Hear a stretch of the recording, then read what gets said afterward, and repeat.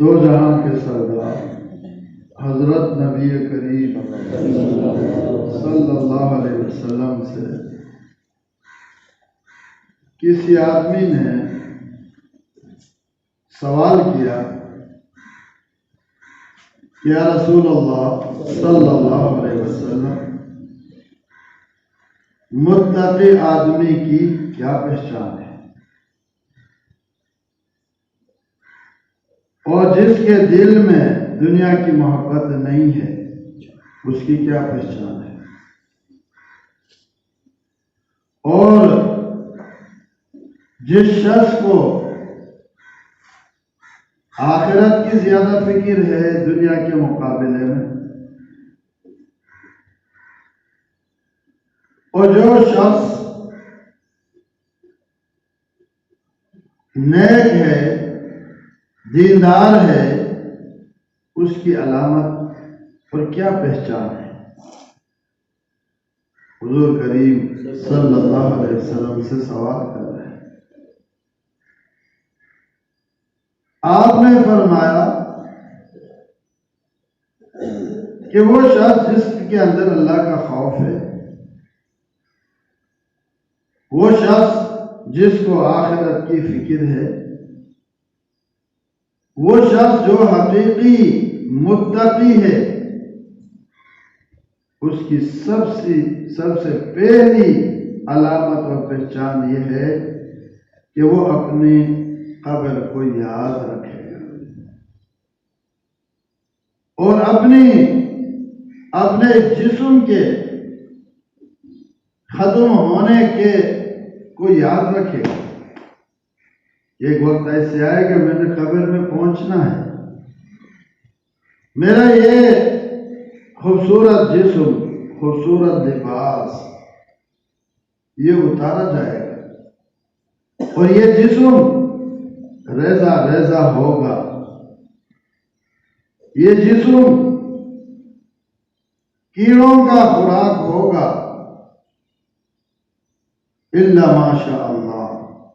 تو آدمی کو اس کی اگر فکر لگی ہوئی ہے کہ میں نے مرنا ہے، قبر میں پہنچنا ہے، قبر میں تنہا رہنا ہے، فرمایا یہ سب سے پہلی علامت ہے کہ یہ شخص نیک ہے، دیندار ہے، متقی ہے۔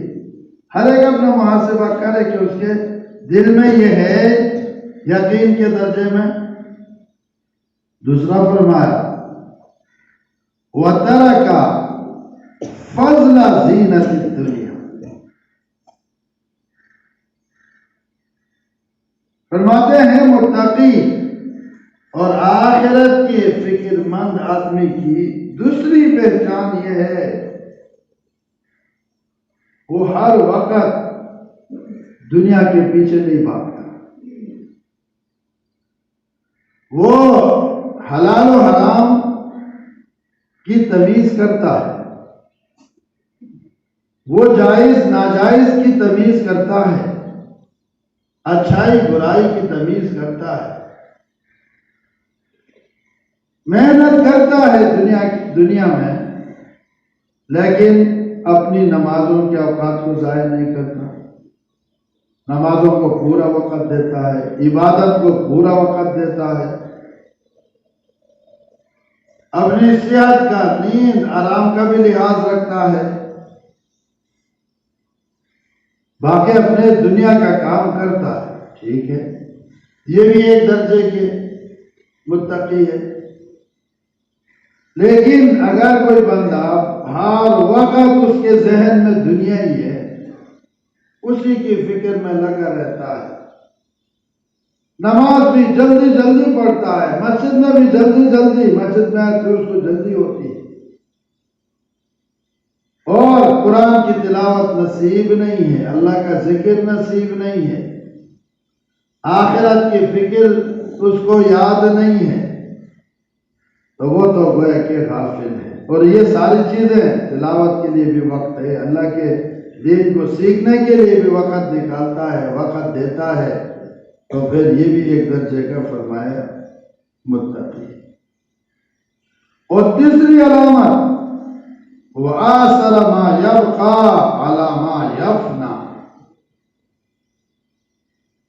دوسری علامت یہ ہے کہ جو متقی ہوگا، پرہیزگار ہوگا، آخرت کی فکر مند ہوگا اور جس پر اللہ کا فضل ہوگا، وہ کیا ہے؟ وہ جو چیزیں باقی رہنے والی ہیں ان کو ترجیح دے گا ان چیزوں پر جو چیزیں فنا ہونے والی ہیں۔ جو چیزیں فنا ہونے والی ہیں ان کے پیچھے اتنا نہیں لگے گا، اور جو چیزیں باقی رہنے والی ہیں ان کو اپنائے گا۔ اب اس حدیث کا مطلب کیا ہے؟ اس حدیث کا مطلب یہ ہے کہ ترغیب دی جا رہی ہے کہ آدمی جتنا اپنے دنیا کی ضروریات میں اپنا مال لگاتا ہے اس کا آدھا تو اپنے آخرت کے گھر کے لیے لگائے نا۔ گھر آخرت کا بھی اسی کا ہے، دنیا کا بھی اسی کا ہے۔ تو بندہ آخرت کے گھر کو دنیا کے گھر پر ترجیح دے، اپنے آخرت کے گھر جنت اس کو آباد کرنے کی کوشش دنیا میں رہ کر کرے۔ جیسے حضرت عائشہ صدیقہ رضی اللہ تعالی عنہ فرماتی ہیں کہ ایک بار ہمارے گھر میں بکرا ذبح ہوا۔ حضور کریم صلی اللہ علیہ وسلم نے فرمایا، بہت بڑا بکرا تھا۔ حضور صلی اللہ علیہ وسلم نے فرمایا، عائشہ اس کا گوشت تقسیم کرتی رہو، جو بھی ضرورت مند ہیں ان کے دیکھو، ان کے گھروں میں بھیجو، کوئی آئے دے دو۔ دیتی رہی اور تھوڑا سا ایک ران گوشت کا باقی تھا۔ حضور کریم صلی اللہ علیہ وسلم نے پوچھا، عائشہ ہمارے اس بکرے میں کیا بنا؟ اما جی نے فرمایا کہ یا رسول اللہ صلی اللہ علیہ وسلم سارا گوشت ختم ہو گیا، صرف ایک ران باقی ہے، باقی ختم ہے۔ حضور کریم صلی اللہ علیہ وسلم نے فرمایا، عائشہ ایسے تعبیر نہ کر، اس کی تعبیر یوں کرو کہ یا رسول اللہ صلی اللہ علیہ وسلم سارا گوشت باقی ہے سوائے ایک ران کے، سارا گوشت باقی ہے۔ یعنی کیا مطلب؟ جو ہم نے غریب غرباء کو دیا اس پر تو اجر و ثواب اللہ کی طرف سے ہمیں ملے گا، وہ تو باقی رہا۔ اور یہ جو ایک ران کا گوشت ہے یہ بھی اگر ہم نے کسی کو دے دیا، غریب غرباء کو دے دیا، تو یہ بھی ہمارے لیے باقی رہے گا آخرت میں۔ اور اگر خود کھایا، خود پیا، تو پھر اس کا حساب دینا پڑے گا۔ تو وہ آخرت میں آخرت کے لیے ذخیرہ نہیں بنے گا۔